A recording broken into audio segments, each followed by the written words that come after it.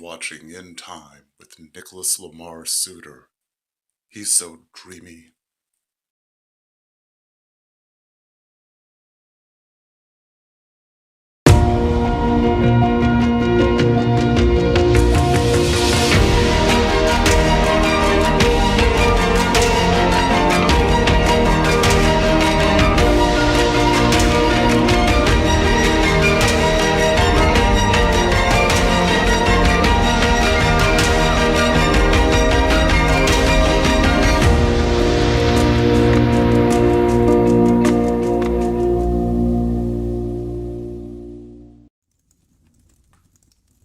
Of course, Maya's already giving me a hard time. Am I late? Oh, I forgot what channel it is. I don't have to. Dear Lord. Hi, everyone. Welcome to Downtime. We have with us today Lance. Lance, how are you? Pretty good. Good. I just got off of and I think she's hopefully still in the live chat. Knowing her, she probably just showed up to say hi and then just completely bailed. From the Freethinker Fireside Chat, I just did a 90-minute show over there. The topic was education, and I got to pick the topic too. I'm never so thrilled. The education was my second choice. The first choice is what makes Nick Suter the greatest man in history, but that did get vetoed. So you don't get to completely choose your own topic, but for the most part, his superb sense of rhythm and his ability to dance like an insane man. Exactly. You see, well, if it was what makes Nick Suter the greatest man in history, it would have been a short show. So we ended up going with an easier topic. There she is. So, anyways, it was really nice. It was about 90 minutes. You get a little older, it gets a little harder to do two shows right in a row, but it was so much fun, and she had a lot of good questions. And as I've been thinking beforehand, what we were going to talk about in education, I really wanted to talk about like just sort of the history of how we as a species started to learn, and how we acquired knowledge, how we learned also about empathy and how that created the ability to form civilizations and yada yada. And she let me go anywhere I wanted to with it. I was just like, I was a kid in a candy store. So it was a lot of fun. Cool. Thank you very much for that. And so, as opposed to our highly structured format here, where we never veer even 1 millimeter off the already pre-designated track. Well, that was the funny thing I told her too. I said, we have a fire. We literally have a going fire. She had a fire in the background. She had that. It was like, we're doing our fireside chat. I was like, we have a fireside chat too. I was just like, two fireside chats in a night. And like, well, what's your topic? I was like, yeah, you know, it varies. I really do like, we did. And I think for both of us, we've been out of the habit of these for a little while. But as we get more back into the habit, one of my favorites was when we were talking about favorite books, like who had their favorite book and why. And I need to think on that more, and then we'll have another topic on that. But we had some good ones, and you know so much about military history. The other one that when we had Viper, almost called him Sniper again. No, Viper, and he gets a little touchy when you call him Sniper, and he's not a guy you want to piss off. Viper and Starsky on, and we were talking about. Oh, I don't think Starsky was on for that one. We various near catastrophes in human nuclear history. That was a good one. 512 from the Sinister Porpoise. Becoming an educator is sane. Is a sane and reasonable choice that comes absolutely no questioning of your life choices that led you there. She's a teacher too. She's done a lot of substitute teaching, which I've done. Yeah, it's well, and I left just as Betsy DeVos was coming in. So So I left. The school district I was in Who should we choose as Secretary of Education? The one person in the country least qualified for the job who will profit the most off of it. Yeah, that's the person. And I remember talking to, and my district had one of the strongest unions. I had several teacher friends that had weak unions, and we had a strong union. Teachers were paid well. Most teachers there were actually really happy, and there were some conflicts with administration. The biggie was, and you see this a lot, the superintendent was beholden to the parents. Nobody else but the parents. So the superintendent would and the principal supported the teachers up to a point. But if it got that the superintendent was even looking remotely cross-eyed at anything a teacher said, thrown under the bus, just gone. And the reason is because the super, and it was the parents. The parents could come in and you could not, it was understood. In fact, most teachers hated talking to parents. I didn't mind. I was like, I'll do it. And it turned out, okay, I have a gift for gab, so I can talk and I could work that. But I thought, hey, as long as you're a good teacher and the kids are verifiably getting the grades, they're passing the MCAS, everything, you're bulletproof. Nope. Mess with the parents in any meaningful way, or the superintendent, and it suggests that the parents are wrong about anything. Ooh. My wife's experience was that probably 85-90% of the parents were fine. They were good people. They did what they needed to do, or at the worst, they simply were uninvolved and didn't bother caring what was going on. But there was always that small subset of complete whack jobs. Yep.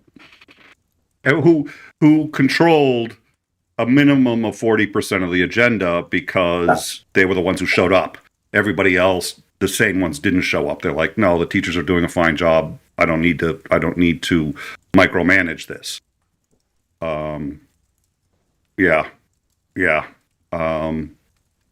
loved it, but it was, and I calculated, now for a first year teacher, it's tough. It's really tough because you have to get all the curriculum, you have to do all this stuff. So for the first year teacher, but on my first year, I calculated my salary and I was earning about $12 an hour. Now most teachers are earning more than that. That's not but when you consider staying after school to help students who need it, when you consider grading, and you had to have a minimum of 4 assignments that could be graded per student, not per quarter, but per marking period, and they mark. There's a half at each quarter, so that's 8 separate periods where you have to have 4 tests that you grade for each single student 8 times. And people seem to think that you show up and the school's already got a curriculum for you. No, you have to make the curriculum. The teacher has to. So that's what you're doing in the summer. You're writing the damn curriculum so you don't get summers off, because you're writing curriculums and or doing all the work you need to do to keep your license up. Oh my God. Yeah, poor Porpoise knows how to trigger me. It's just 512, which is an insider joke for computer science. But yeah, she knows how to trigger me. So we didn't mention that part of education. It was a much more 1,000-foot view of education, not the U.S. education system and its faults. But if they want to invite me back, we'll have a discussion on that show. She was really nice. It was great. Had a good time with Helen. So thank you for that. And yeah, this is another one of those. You see, now she gets to see me. She's just like, Are your shows much more targeted? They can be. It's like, watch us on an overtime, and yeah, things are going a little crazy. But for a rundown or something like that, we try to stick to the topic. So let's see. That was fun. LJ is here. Nice to see you, LJ. I pretend not to like LJ because LJ likes to set goats on fire. But really, that aside, LJ seems to be really just a delightful human being. The flaming goat thing is an issue, but I'm working on it. A number of people out there. I'm not going to call everybody out. I'll try to call out a few other people. I got to be better about doing that on these more informal shows, anyway. But okay, so Wow.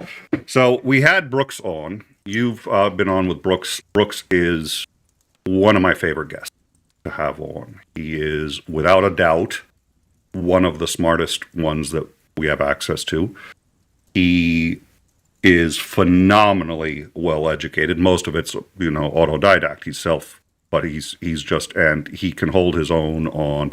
I have a degree in philosophy, and he can totally destroy me on the subject. Really great guy to have on. Now, he said on our last show, and I'd like to address it and get your thinking on it. We're not going to talk about it too much because he's not here to defend himself, and I don't want to just start attacking them. I'll attack people like LJ when they're not here. But I respect Brooks. So LJ, Blonde Bombsheller, Titan, I would attack when he's not here. But he seems to either always be here or he's got if I say anything, like, I swear to God, sometimes I think if I'm just like in my room alone and I just say, Titan sucks, like in 5 minutes, I'm going to get a TM, Nick. I'm worried about that. I don't know how, but it happens. At any rate, so he had said something that was concerning. It alarmed me. It alarmed a lot of people. We talked with some people afterwards. I will say this. I did not get a degree in computer science. I could have. I'm interested in more things. That I chose philosophy instead. When I was in high school, I was tutoring people who were getting the final exam for their BAs in computer science. I'm really good with computers. And I remember the Y2K problem. And I understood exactly why it was a problem, how it was a problem, all this other stuff. And in my view, there was no way to fix enough computers that we would fix the problem in time. And there was going to be at least some disastrous effects in some areas of the country. I was dead fucking wrong. We got it done. COVID was bad. But I, at one point, was like calling up friends like, okay, you might have to move to the mountains. I'm just saying, I was just like freaking out. So I'm trying now it was bad, but it didn't go full doomer. So this is the punditry part of our news show. We're going to talk about news today. We're going to talk about, and we're going to make some opinions.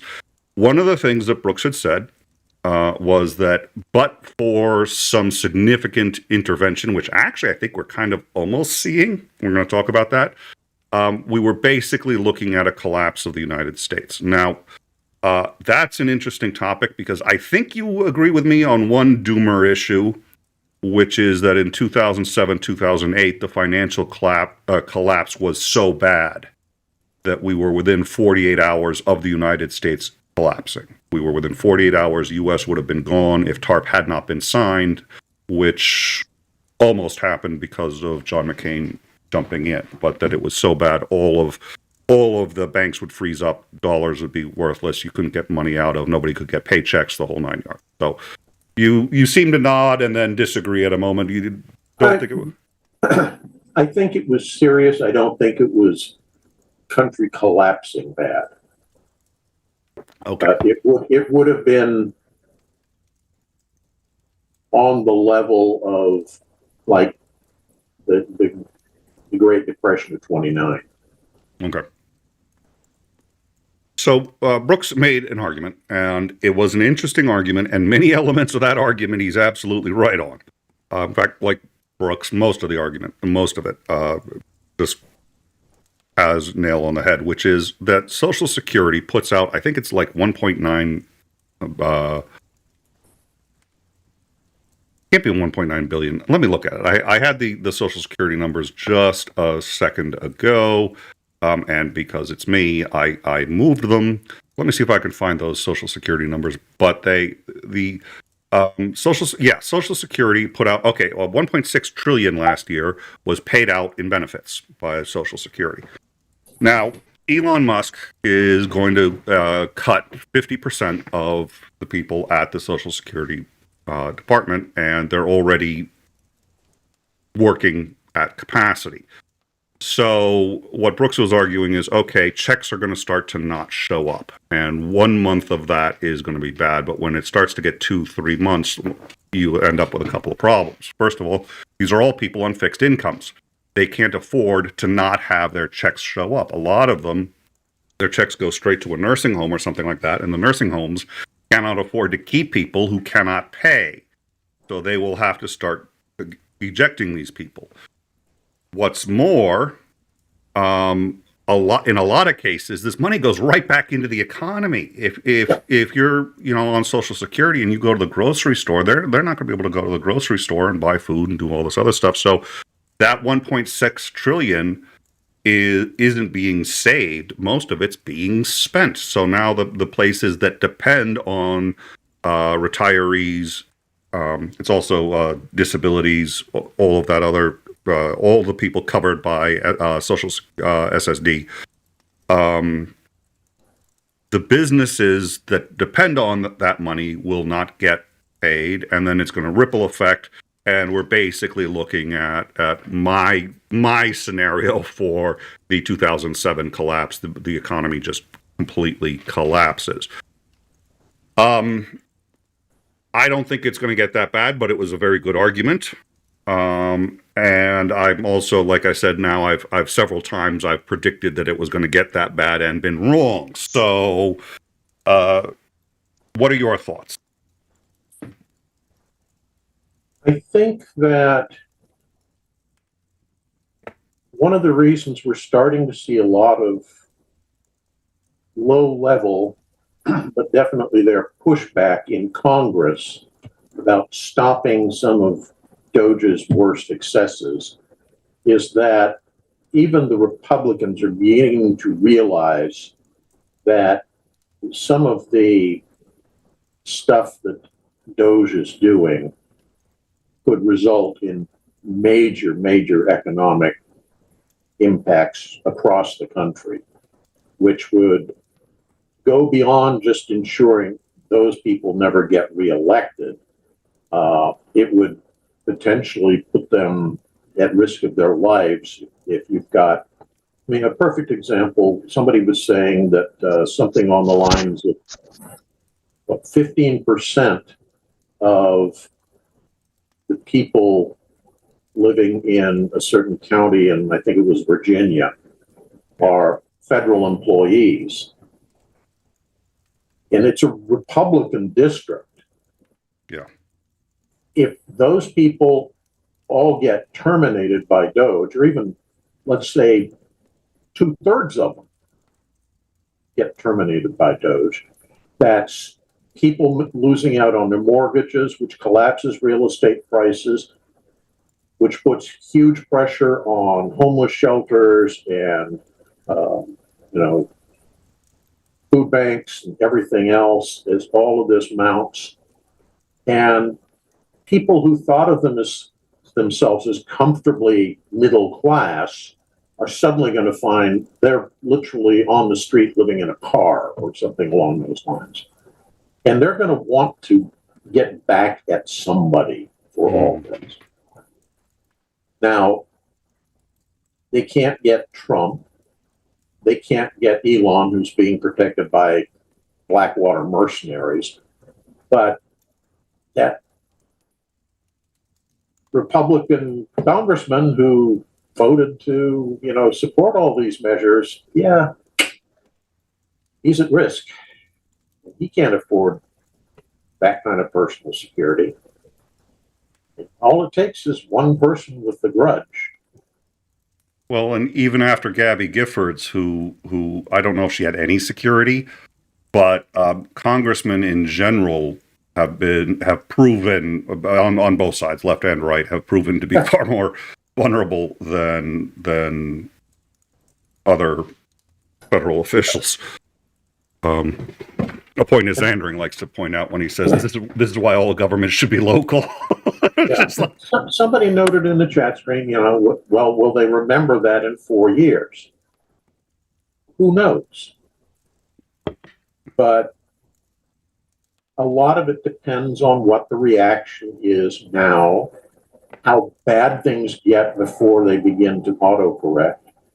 And yeah, I think people are going to start worrying about that kind of stuff. Plus, you have the other side of that equation, which is the more the GOP faction in Congress starts standing up to the Orange God King, the more likely he's going to want to pull a Knight of the Long Knives to eliminate the opposition to himself.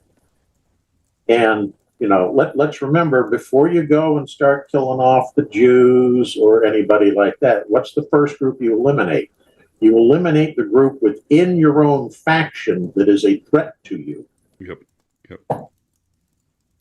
Well, and that's why, and we've had this discussion before, that's why, I mean, even Trump knows certain people like Matt Gaetz and RFK were not qualified for their position. But they had the one thing that he needed, that he learned after. This was the other thing, which was it appears, I mean, if I recall from the interview with several people, including Pence, who has refused to discuss it, but there was an attempt to 25 Trump, and enough of the cabinet got together that they said they were going to remove Trump, and Pence said no. Now, he's got no legal authority to say no, but if the vice president isn't going to go along with it, you've got a problem. So now Trump is ostensibly aware that his own cabinet nearly removed him. So this time around, the first thing... it's less him being aware of that than his handlers, i.e., Heritage Foundation, that kind of group, who are aware of that risk. And so they gave him, I don't think he sat down and chose those people himself. I think he was given a list of, choose these people for the recommended positions we put here. He may have one or two choices in those names, but yeah, he didn't have free choice on that. He was told who to choose. Well, and the presidential daily briefings are essentially, now at this point, they can't be more than 3 pages and they have to be in crayon. I mean, he doesn't have, yeah, you're right. He doesn't have the bandwidth to sit and pick I think it's something like 600 overall positions. Oh, yeah. Yeah, his attention span evaporates in about 5 to 10 minutes. So, and hand him briefing papers before these events, and he never reads them. And once the event gets going, he gets bored very, very quickly and either starts pontificating of whatever thing pops into his empty little head at the moment, or he just zones out and the meeting continues without him being aware of a single word that's being said. I was genuinely impressed with the State of the Union, in as much as I don't think he did a particularly good job, but for him, he did. He stayed on script from what I could tell. There's only 1 or 2 times when he started to almost have like the squirrel moment, and then boom. Somebody had like a taser on him or something. Just he got a shock every time. That I swear to God. Down, boy. Get back to the teleprompter. We're gonna, and this is okay. So LJ, hopefully, is still in the live chat. LJ Boone. This was LJ's idea, and I think this is a spectacular idea. And we are going to do this for the next State of the Union. We are going to have an in-time bingo card. And LJ and I have been coming up with questions. We've got, I don't know LJ, how many LJ thinks we've got. We've got at least 30, I think. Good, really good ones. Like, so he says that God put him in office. He compares himself to one of the founding fathers. He says... he whines about the Democrats not applauding him enough. Yeah. He uses the word things 3 times in 2 sentences. We're doing things, great things, things you wouldn't imagine. You know, huge things. Huge things, exactly. So he talks about how things are unfair. He does a slight against a previous person that he ran against. So it has to be for presidential. So either Kamala or somebody like that. Yeah, so we got like 30 or 40. We're going to come up, and then we're just going to do a bingo thing, and we're going to do, and I don't know what I don't. This is in time. You'll be lucky if we get the list done before the interview, but we'll do an online bingo thing. You'll be able to check it online because there are a lot of ways to do this, and we'll just check the boxes and we'll see. Oh yeah, he does something. He does some kind of fist thing. Yeah. That's one, and then he makes what is it? An awkwardly sexual comment about a member of his family. Just a whole. Yeah, we've got a long list. So LJ and I are gonna does the finger pinch. Yeah, something. Oh yes, it says something would never have happened if he had been in office. Yeah. And also declares something to be the superlative. That one everyone's going to get. It's like it doesn't. It's just like this is the greatest. That's the free space in the middle. It's a good list. So we've been just. This is one reason I'm not getting enough sleep. It's like LJ just hits me right in the middle of the night, and I was just like, "Oh, that's a good one." And then I feel like I got to come up with one at least as good. So that's what my nights have been, is throwing back and forth like things for our Trump bingo card. Well, I think we did get another super chat that UTV and Ham did give us one donation. UTV and Ham, you're always there. You're always in the live chat and always helping out, and we really appreciate that. Thank you very much for that donation. Sinister Porpoise also did a $2 Doge's knowledge of COBOL is my favorite. And yeah, Sinister, you had mentioned a couple of times a couple of things that they had done. I've heard about. I haven't gotten into it, but I've heard about some of the things that they're doing, that their tech guys are doing, and it's like in high school when I was learning basic computers, and I was in high school, you knew not to do this shit for my computer science class. So I don't it's, but then again, they don't know not to like give the Nazi salute in public. So when did that become a bad thing? Oh God, he hired back. Is it because I just sort of sit there? I think I know the answer to this, but I'm going to say it anyway and ask you. I just realized I said that very condescendingly. I have my own suspicions on the answer to this, but if he had been a Democrat and he hired a guy who on social media had said, I was a white supremacist before it was cool, or I was a racist before it was cool, I mean, he'd be done. His goose would be cooked. It would be over.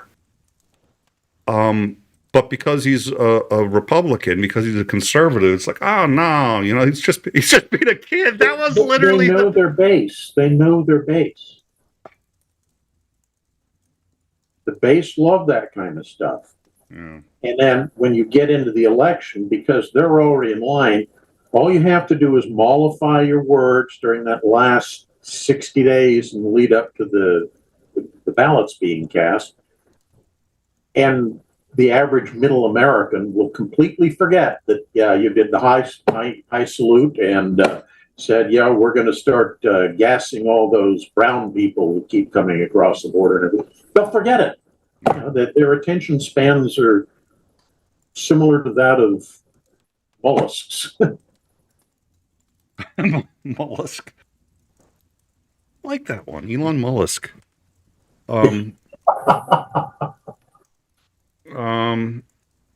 Yeah, and he brought a kid into the Oval Office, and everyone's just like, and him of all people who sits there and says everybody has to come in and workplace performance, and it's like, if you brought a kid into Tesla, what was that?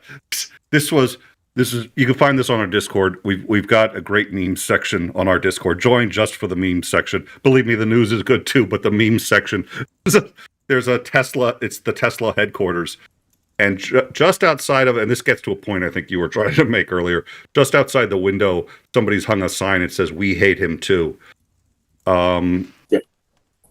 And and we talked about this, and this was an interesting one. I don't know if Helen from Freethinkers is still here, but we had mentioned this where I said basically the alternative to an education is violence. And that is, again, like the 1,000-foot view, but the whole idea of, okay, we have to go kill things and we have to, or kill each other, so on and so forth. you start to learn about how we can cooperate together, and you learn what other people's needs are, and then you learn to work together, and so on and so forth. So at some point, and then you have to pass that on, and that's what education is on some level. So the concern being that as Musk's employees feel like they're being treated. What was for the Exxon Valdez, somebody burnt down an Exxon Mobil station, even though that guy had no association with, and he got his gasoline from the same place from everybody else. He just had to pick a name, and he went with Exxon. But people hadn't. It's like people spray painting swastikas on Tesla cars. In many cases, they bought those cars like years before we knew what an a-hole this guy was. Yep. Gotta victimize somebody. Yeah. Yep.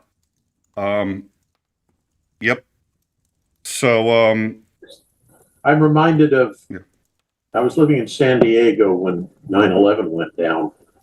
And the night after the attack, some yahoos went into a gas station and lynched the owner of the gas station, who was a Sikh. So he's not even Muslim. He's just from India, but he had a turban on his head. So obviously he's one of them. And that shows, to my thinking, how utterly ignorant so many people are about what reality is. They have this vision in their own heads, and they will not allow anything to interfere with those preconceptions. Well, and what is it? Is it the amygdala, the sort of anger response, in that I have to take my wrath out on something right now, and I will get an endorphin hit if I do, kind of response. And it's the battle between that and the frontal lobes. We brought up the marshmallow test too, which you and I have talked about before. So I won't bring that up again. But the ability to think about consequences and how things go in the What was it? The guy who murdered a black kid who was at the wrong door. The kid just knocked and he was he couldn't find the right address. He had the wrong address. So somebody says, "Oh my God, black kid at my door," shoots him and kills him. And it's like, well, congratulations, because of your racism, a black kid is dead and you're in jail for the rest of your life. Who did that help? And I'm sure he was convinced that he was being victimized because he was put in jail. Oh, yeah, well, yeah, and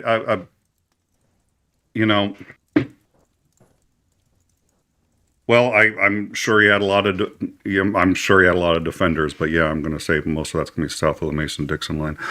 Free thinkers, oh, thank you so much. $6.66. That one's not. Our viewers really are creative with their like at least half the super chats mean something in the number, which is Helen 2025. Don't be a butthead. Yeah, we had that discussion too. Like, you can be an asshole, just don't be a butthead. So much for working on the language. Once again, I'm going to need to get one of those swear jars or something. Thank you very much, Helen, for that super chat. We really appreciate it. So thank you. So, okay, I'm thinking there are two things to discuss. One that we'll put on the back burner is Ukraine, which, okay, we'll get into that. And then the other is what you just pointed out, which is there has been some pushback. So there's been pushback by both branches. And that's important. They seem to me to be kind of waking up. Congress has sat down and told Musk.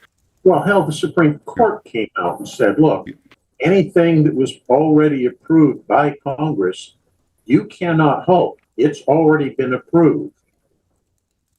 You can try to change things for future stuff, but if it's already been approved, you have to let that go through. So the real question is whether he's going to pull an Andrew Jackson or not. Define that, please. Jackson was a case went before the Supreme Court regarding dispossession of the land that the five civilized tribes were living on.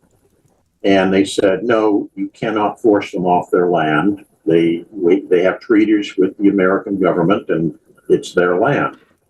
And Jackson decided, because they knew it was going to be popular with the people living in the particular states where they would be forced off, he said, and I'm paraphrasing here, but basically the Supreme Court head justice has made his ruling. Now let us see him enforce it, because the Supreme Court doesn't have an enforcement arm. It counts on people to understand that when the ruling comes down from that branch, it has the force of law and you must obey it. But if you have a president who famously, first president ever to do this, has a picture of Jackson there in the Oval Office for precisely this reason, basically. I did not know he's that. flipping the bird at Congress and the Supreme Court, saying, I can do whatever I want. I am the Orange God King. I knew neither that he had Jackson in the White House or that was why. I knew the painting was different. I didn't even think about who it was. No, he was asked by somebody who his favorite president was, and he said Jackson. And they said, oh, why? And he basically answered, for just this reason. Jesus. He does not think that the idea of three branches of government limiting each other is something we should have. He believes that the guy who is president is a law unto himself. You know, it's the famous Louis XIV line, l'État c'est moi. I am the state. I can do whatever I want. You have no power to contradict me. Well, that's going to answer, I think, my next question, which is, okay, so you have SCOTUS, which has upheld the district court in D.C., and de facto is upholding the Rhode Island decision, which came in, I think, today, which is about, which one? It's the, it's essentially their, I want to say HUD, but it's not HUD. Yeah, I'm a little. It was a good stream earlier. The HR of the government, which was the first one gutted, or one of the first five actually. When Elon Musk gutted, he said that has to be restored. OMB, thank you. That's it. OMB it's actually, I think it's at least 5 states, Rhode Island among them, New York, a few others, but it was decided in Rhode Island District Court that OMB has to be restored. All the budget for OMB has to be restored, and then there's 3 lower courts now. There's 1 federal court, 2 district courts, and the Supreme Court of the United States, all saying he can't do this. And but it's even more than that. Yep. There was a meeting of the GOP caucus where they came out and told him quite simply, you need to put a rein on Musk. He can't continue to do what he's doing. He's circumventing our authority as the controllers of the purse string. Well, and yeah, please. Yeah, and that's why I keep going back to this thing. If he's going to do something, it's going to start with a purge, night of the long knives, of people in Congress that he's upset with who are saying he can't do whatever he damn well wants. So, because unfortunately the enforcement arm of government is the executive. Normally the executive would be able to enforce. So it's not just that, they understand. If you break a court order, the executive branch will find you. It'll be either the FBI, even if it's policemen, and then it ends up being, the problem is that Trump can be pardoned. Unless you are the executive branch. Yes, and because the Supreme Court has said that the states can't actually go after him while he's president, the Supreme Court has made him untouchable. Yeah. The Supreme Court has limited their own ability to rein him in, which I don't... I'll bet Roberts is kind of wishing he hadn't done something that bloody stupid. Yeah, that one was like, really, I haven't been a judge a day in my life, and I know that was stupid. So, I'm going to get to the super chats, because we got a couple super chats. Please. I'll get to them in a second. So I wanted to bifurcate this because so basically the judicial branch has absolutely nothing they can do at this point, because anything that they could do would require the executive branch's cooperation in terms of bringing the Justice Department in, bringing, whatever. That's not going to happen.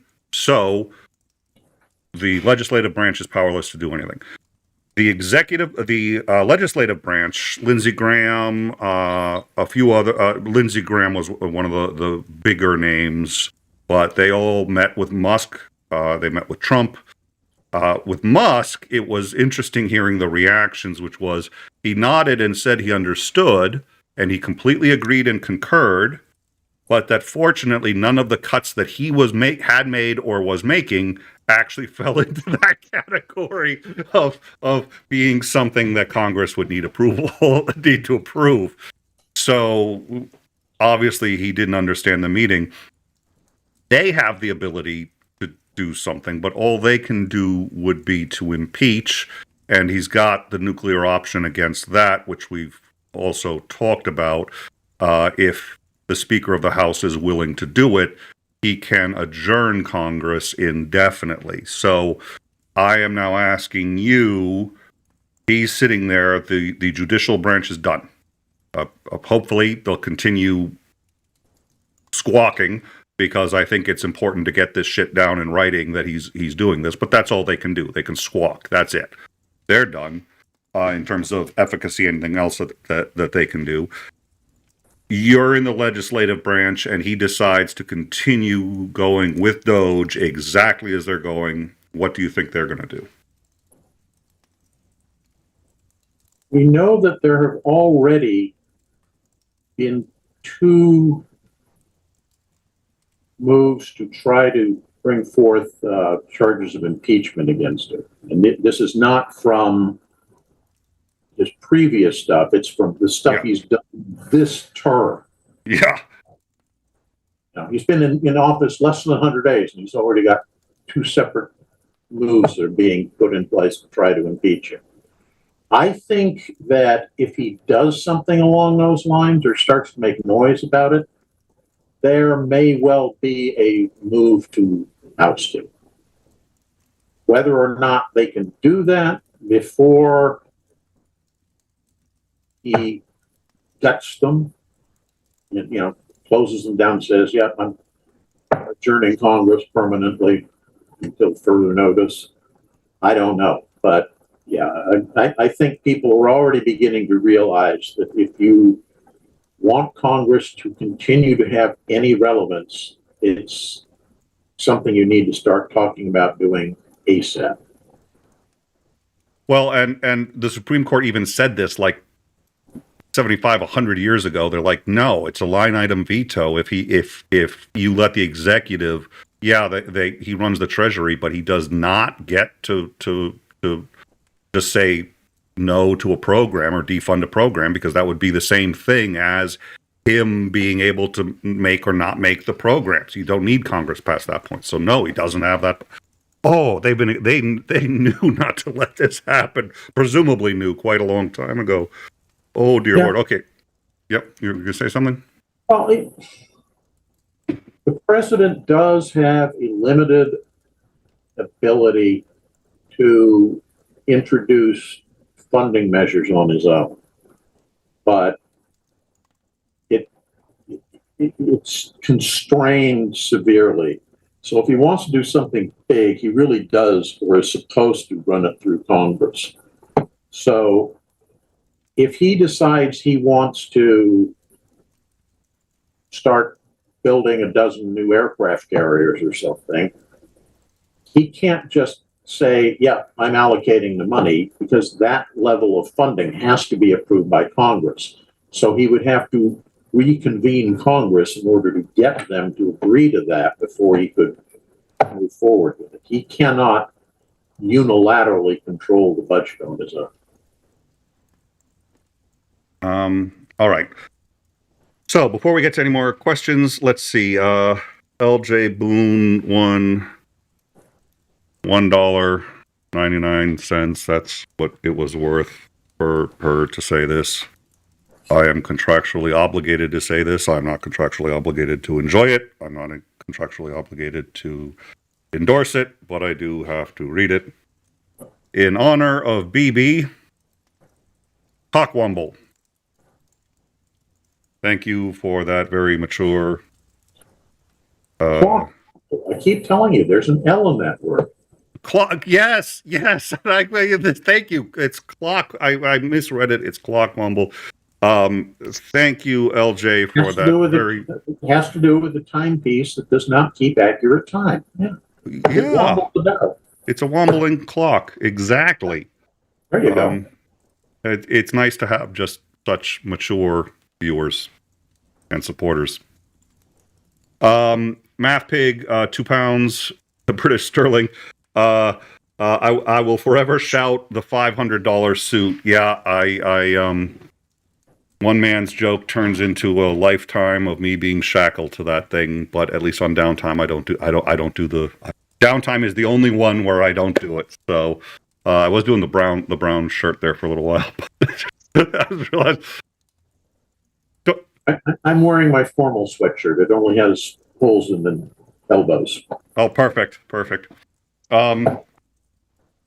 So let's talk about this. So we do have Ethan Prolib, and he's got a channel. He is well worth a watch. He was actually a co-host of Overtime for a while, and has been on the show many times. Introduced us to a concept that we did not know. It's Article 2, Section 3 of the U.S. Constitution, where they describe the State of the Union, the so-called State of the Union. But it also says that if Congress is adjourned, if Congress is in session and they cannot agree, if the Senate and the House cannot agree on how long to adjourn for, then the president can adjourn them until such time as he sees fit to bring them back. Well, how could they disagree? How would such a thing happen? Well, you'd need the Speaker of the House, Johnson, to basically acquiesce to this, and what he would do is propose a timeline that is unacceptable to the Senate. So he would say, we are going to adjourn for 20 days. 20 days would probably be unacceptable because it exceeds the 10-day limit, and that would allow President Trump to appoint anyone in any position he chooses. That notwithstanding, maybe he'll say a year. I don't know, but he will say something that in his view the Senate would find unacceptable. He then sends it to the Senate. The Senate has two choices. They can accept it, in which case the Senate and House are adjourned for that period of time, which is ostensibly going to be a very long one, or he can reject it, in which case the president has the authority to say, okay, the two of you are squabbling too much, so I am going to adjourn you until each of you back to your respective corners until I say you can come back. The point of this was to allow him to force a cooling off period if the Senate and the House were fighting with each other. It was not to have him suspend a third of government, but it looks like he's planning on doing it. He threatened to do it during his first term, so we know he knows it. We know the Heritage Foundation knows it. What do you think? I think that's something they're keeping in their hip pocket as a potential way to shut things down if it starts getting out of control.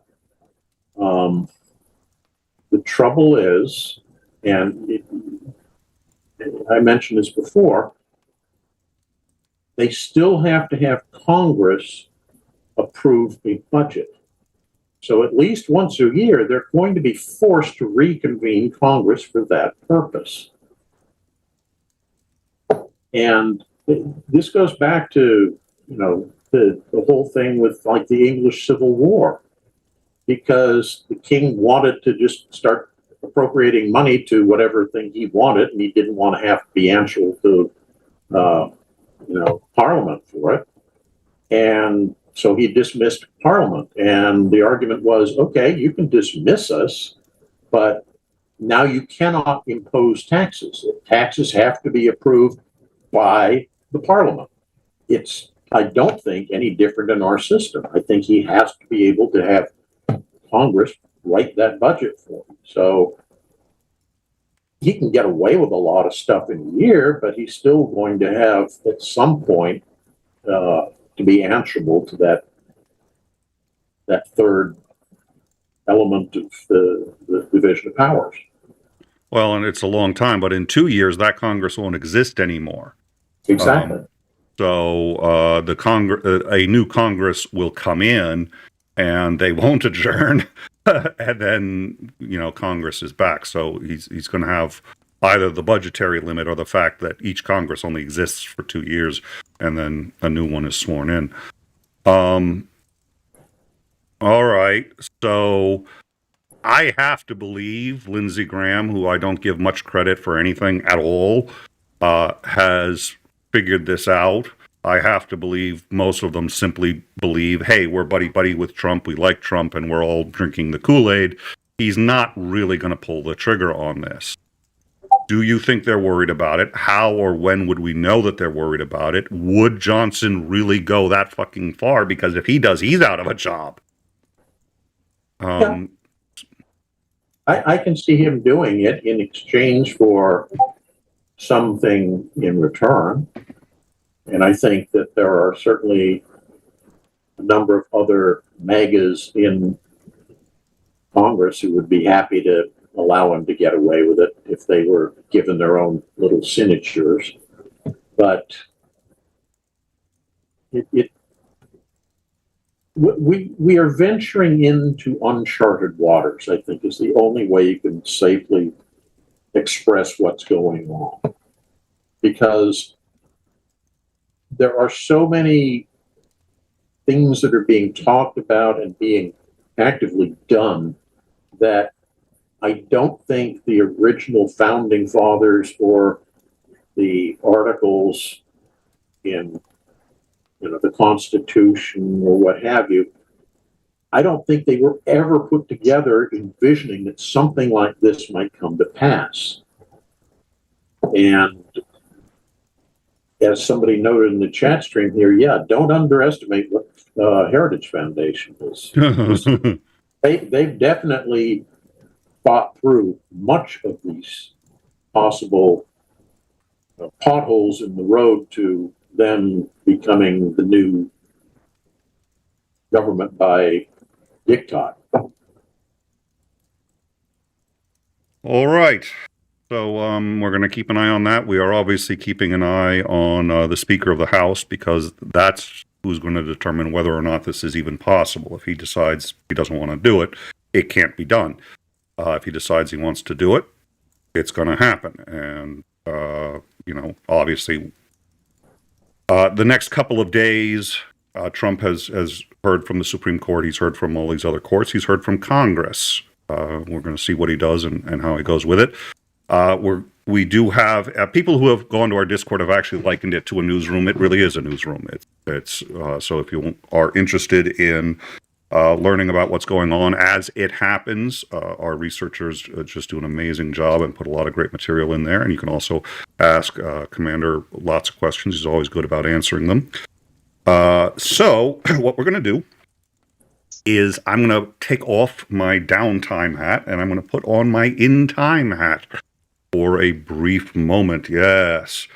Tremble in fear, ye lesser beings. It's a bit like the Emperor's New Clothes. I probably should put on the $400 suit.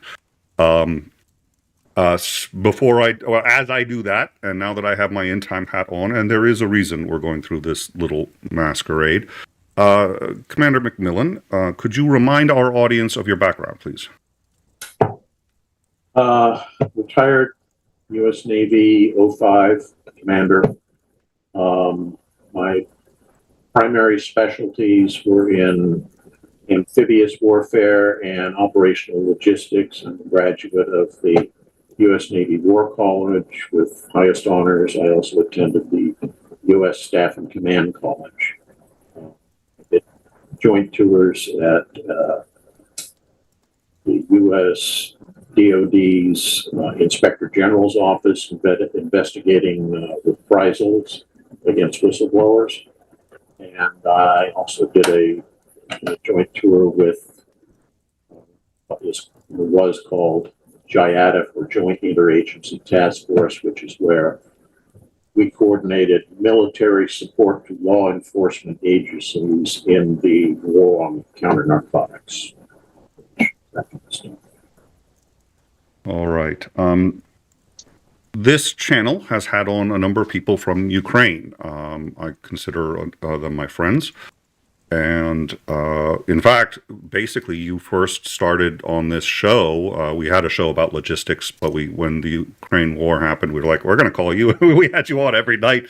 And it was a huge benefit to have you on. And we've always wanted to remain as optimistic as possible, but we are also an educational program, and I think it's important to have as sober a view as possible. So keeping it in mind that everybody here, I think, one of the most disgusting things I've ever heard was Trump saying that it, was Ukraine, the war was Ukraine's fault. I mean, it's literally, it's nauseating.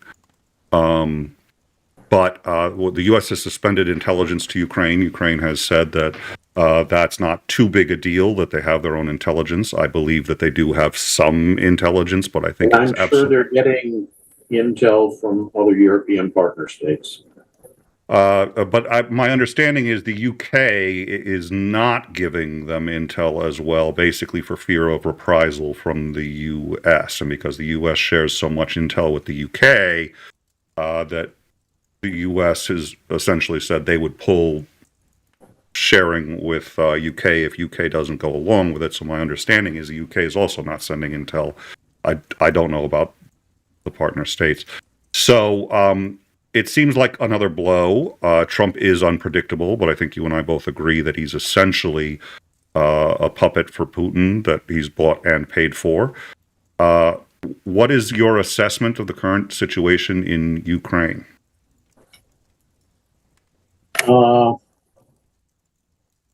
The announced moves by the U.S. administration will have a severe impact on Ukraine's ability to prosecute the war. Does it mean they will lose? No. But I do think what it means is, depending on how you want to define winning, I think it does mean that they will not win. Let's understand those are two different creatures. So I think Europe will do a lot to try to make up the shortfall. I think our administration will do what it can to pressure them not to do that, but the Europeans are smart enough to realize that they are the ones under greatest threat should Ukraine lose, because then it will be other NATO partners. And at this point, the obvious is true that they cannot depend on the U.S. to come to their aid in response to an Article 5 request. So, yeah, I think at this point, Zelensky needs to realize that the time he has to try to come to some sort of solution to the war that is at least somewhat favorable to Ukraine is limited. Because at this point, it's only going to get worse. And that's just supposing that all we're doing is not supporting Ukraine anymore. Given some of the statements that have been coming out of Trump's mouth, I would not be terribly shocked if he started actively supporting Russia. I mean, the removal of the trade sanctions and such alone is a huge, huge benefit to Russia at this point. And he's already talking about that he's going to lift all those restrictions. Yes, please. Yeah, so I think that's something that needs to be factored into the planning here. I think there had been a hope, admittedly a bit of a long shot hope, but a hope that the economy got bad enough for Russia and that between the sanctions and everything else, that Putin would have a close encounter with a 23rd story window. And that whoever replaced him would say, well, we spent too much there, it was a boondoggle, get out, and then go. And it's possible it could have been worse, but I think that was sort of the long shot hope. Their economy is in dire straits, if I understand correctly. I mean, they are within months of a collapse, but if we're going to, remove the sanctions, it sounds to me like Putin is going to be able to remain in office. I mean, he's almost essentially won. Is that accurate? Yeah, a lot of people have been saying that, yeah, it's the losses on the battlefield that's going to bring him down. And realistically, they've been averaging somewhere in the vicinity of 1,000 to 1,500. And early on, one of the experts said, yeah, those losses would have to amount to about 5,000 a day for that to have that kind of impact. And they've never come close to that. So at this point, it looks like, and Zelensky seems to be aware of this, he's asking for a deal. Obviously, there are going to be repercussions. Do you think that there's going to be at least some kind of peace going forward? And if so, can we all safely assume that at some point Putin's going to try and go for the rest of it? Yeah, I think he will become emboldened by what he's seeing right now, and he will basically say, okay, rather than this slight whispers we're hearing in the background that maybe he's willing to mollify some of his demands, I think he'll go back to his original stance of Ukraine ceases to exist as a sovereign nation. If he does that, I assume he would want to do that during a Trump presidency. Oh, yeah, absolutely. Okay. So whatever we can expect in terms of security guarantees are going to be worthless. Yeah, unless the Europeans pick up that shortfall, that slack. The problem is we're not seeing Europe as unified on this as we might. We have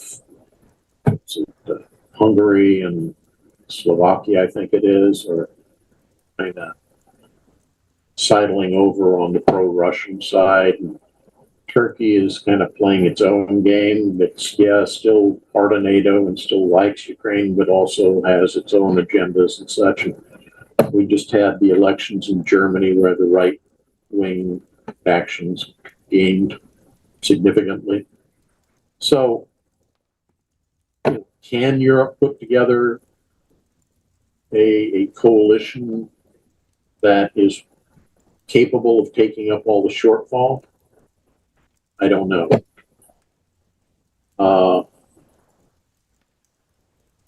It's hard to say. I think what we're likely to see, though, is increasing pressure applied on the administration here at home to start changing that tune somewhat. And that's going to be really tough for them to want to do, because we know Trump's in huge debt to the Russians, to say nothing of any private under the table deals he has. We know that he's massively in debt to them because they've loaned him so much money. Yep. So as that pressure mounts, maybe he's willing to start scaling back on how abrupt the cutoff of support to Ukraine is. But I think it's going to take, a minimum of 6 months to a year before we see that really having an effect on him. Because we all know that his ego gets bound into this. The moment he thinks pressure is being applied to him by people, he digs in deeper and refuses to budge. Yeah. All right.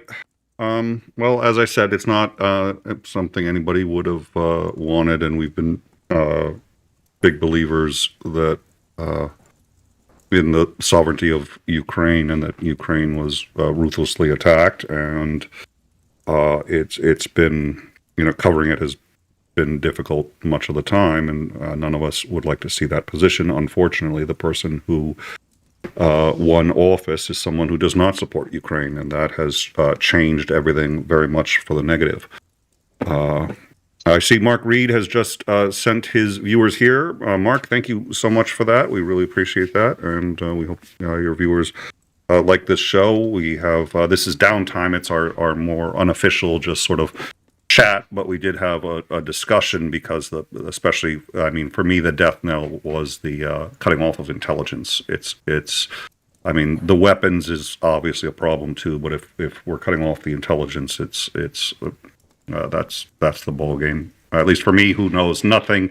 And this is my end time hat is off, my downtime hat is back on, and I will say, I've said this before. Basically, what I do is, before I go on to another stream, I call up Lance and I just say, okay, so tell me about like the military status of this, and this. He tells me all this stuff, and then I go on a stream. I was like, well, let me tell you how it all works.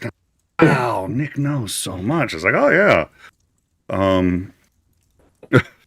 So yeah, another thing that we have to realize is that the aid, USAID, which he tried to freeze, and he's now been told by the Supreme Court that he can't do that because it was already approved. Technically, that applies to the military aid that was approved for Ukraine as well. But there are ways he can work that so that the aid becomes meaningless. And okay, I have to provide $1 billion of ammunition to them. Okay, I'm going to send them, Civil War cannonballs. See what good that does them. That kind of thing.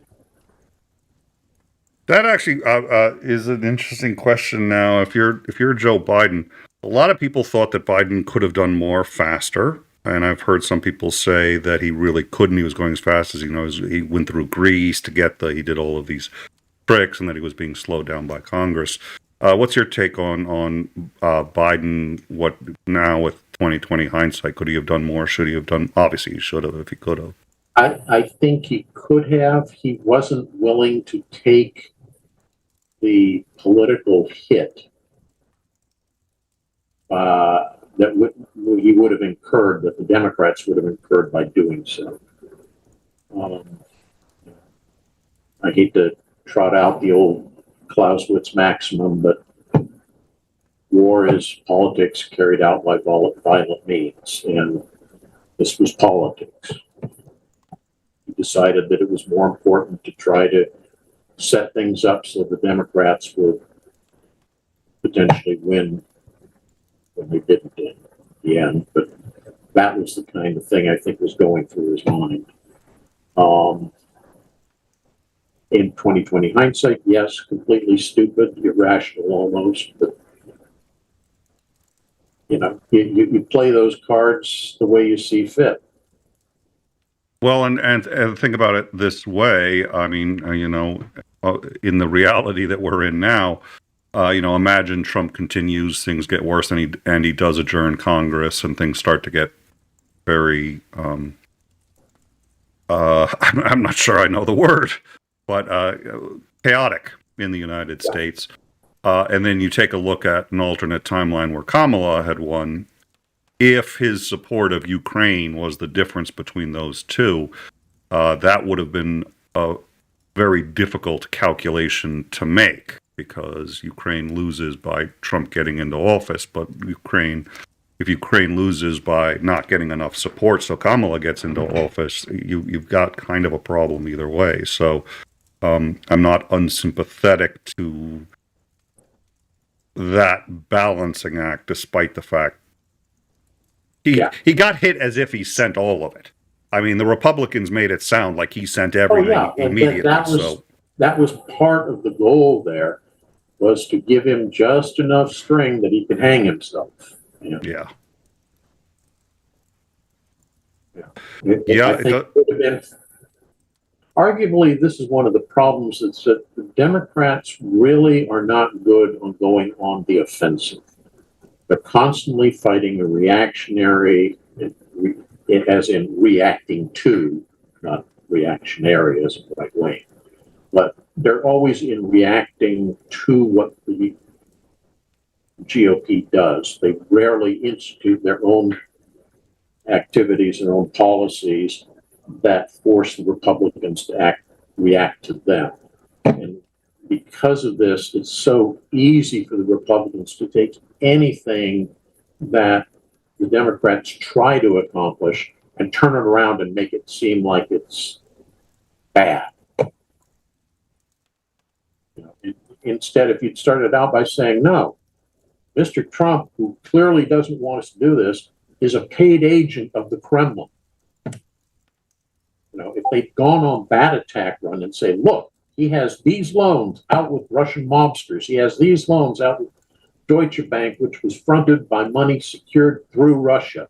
He is an agent of the Kremlin. He is a close personal friend of Putin's, and he is doing his level best to serve Putin's interests.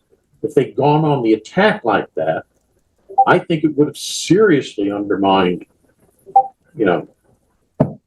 Trump's chances in the election.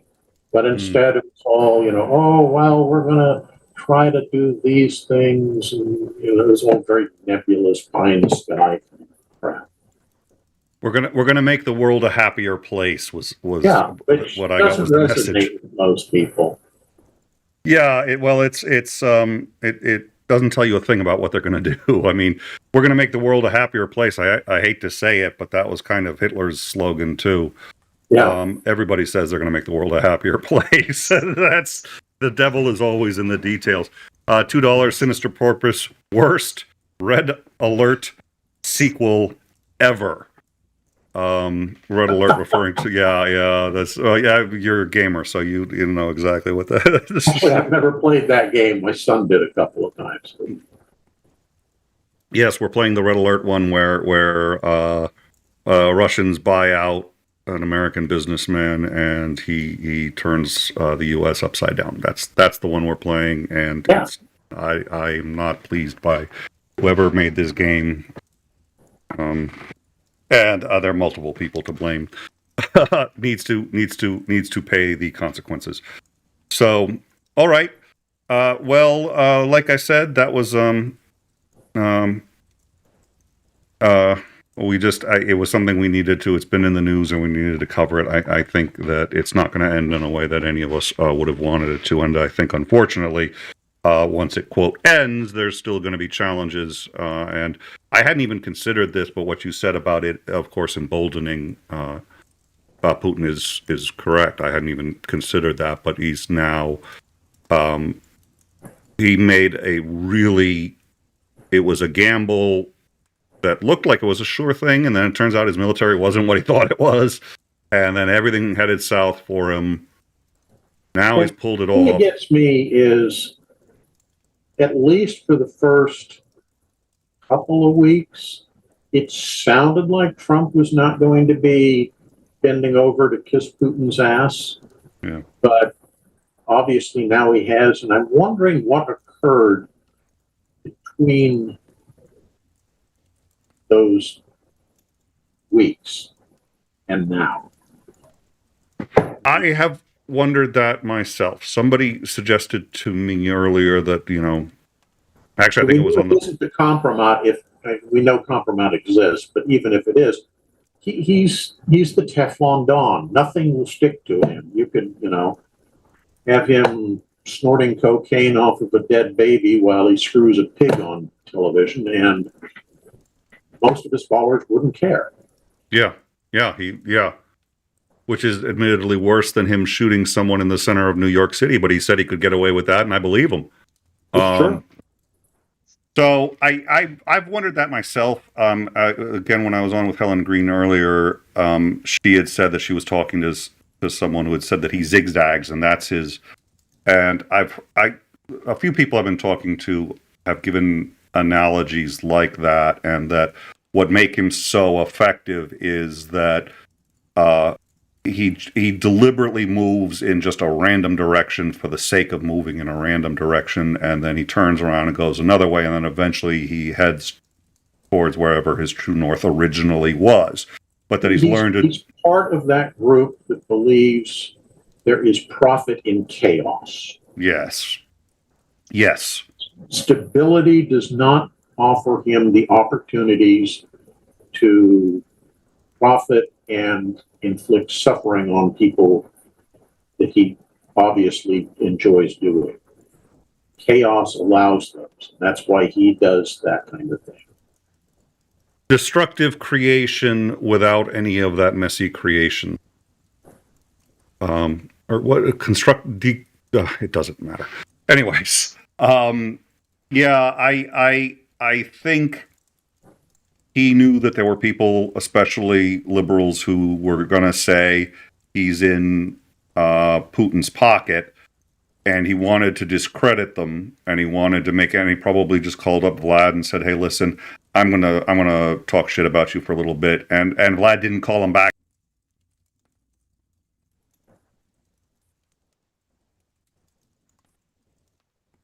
Hello?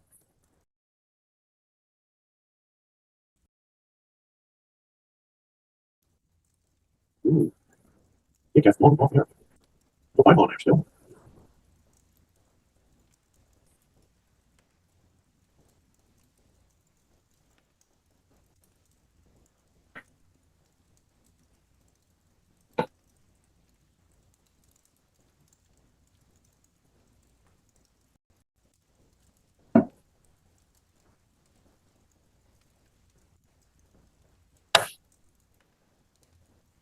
Can you hear me?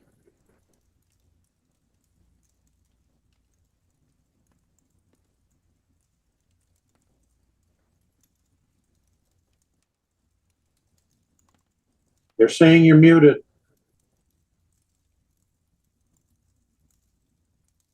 I can't hear you.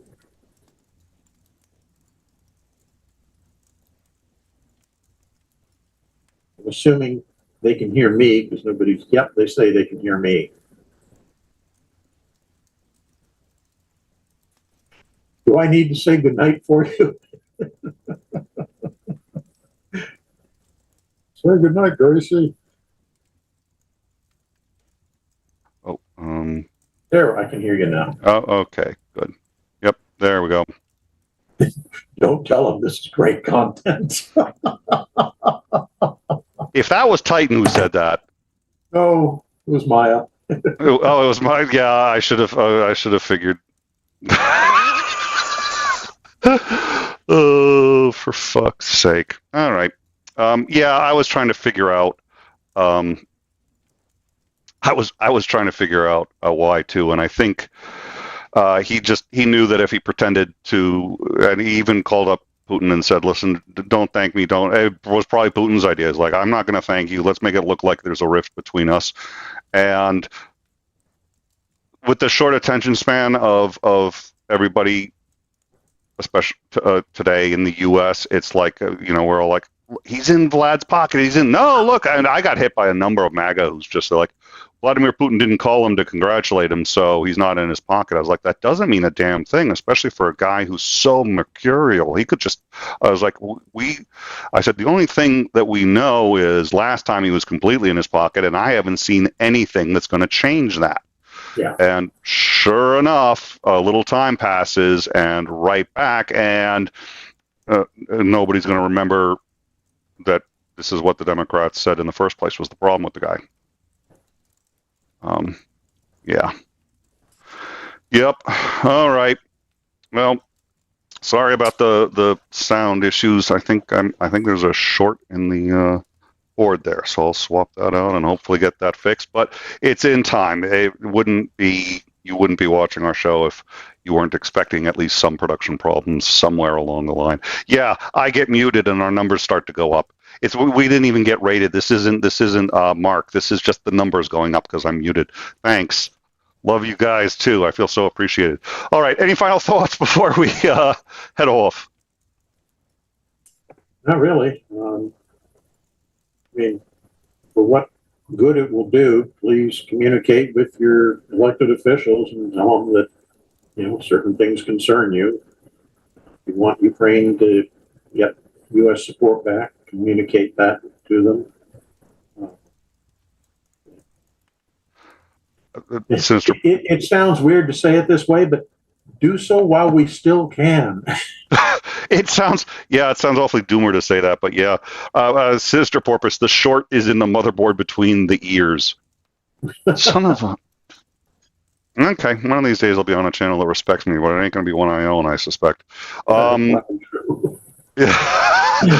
added a caveat to, and this is just one of those things. I used to do. I was a political operative for a little while, most of it volunteer, but on the Obama campaign, I was the district coordinator for Connecticut's 3rd. Wow, I almost said second. I don't even remember if it was the 2nd or 3rd. It must have been the 3rd congressional district. At any rate, it's one step more than that, I would argue, which is congressmen get told, I'm not going to vote for you all the time. That doesn't bother them so much. It's telling them you're going to vote and support the other guy. So just say, look, I'm a single issue voter. I'm going to write a $100 check every month. Whether that check goes to you or to your competitor or the guy running against you in either the primaries or the general, whichever, depends on this issue. This is the issue. I'm going to write the check. If you want it, you need to support Ukraine, or increasingly, you need to support the immediate impeachment of Trump before he tries to get rid of my congressman. Because even if my congressman is a Republican, I'd rather have a congressman than not. All right. Well, thank you for that. Thank you all for joining us. Thank you very much for your support, for all the super chats. Thank you, everybody. And we really haven't been scheduling our regular shows because we've been doing either breaking news or some kind of in-time digest of what's been going on 2 or 3 times a week at least. Our next scheduled show ostensibly would be Tuesday, as Andring and I for In Time. We'll find out. We'll see, but stay on the Discord and we'll let you know as breaking news happens and as our schedule changes. In the meantime, we will be back here next Thursday. Oh, that's right. All right. So next Thursday, I will either find someone to sub for Lance, or we will skip it. But we'll figure that out. Again, like, subscribe. We ask you guys to do that because it really does help. If it didn't help, none of us would do it because we hate begging for likes and subscribes. I hate it, but it helps us with the algorithm. It helps us grow. So please do that if you can. We really appreciate it, and we will see you all reasonably soon, I'm sure. Have a good night.